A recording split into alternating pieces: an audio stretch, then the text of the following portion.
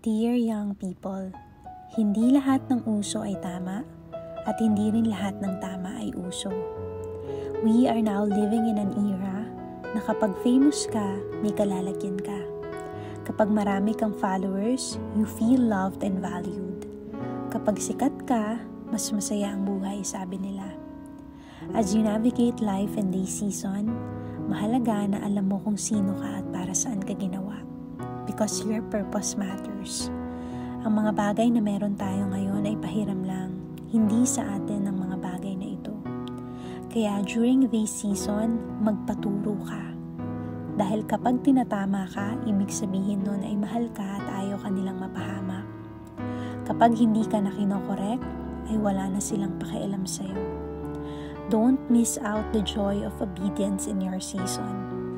You are born to stand out. Many can be famous, but not all can make a better impact. Your current choices will determine your future. Kaya wag ka lang pumili ka din ng tama. Go back to your purpose and choose to honor God with your life. Because nothing is permanent. Lahat ng bagay ay pwedeng mawala at magbago. Dear young people, there's more to life than your most curated photos. I believe in you. I believe in this generation. You will serve your purpose right. So help them, God.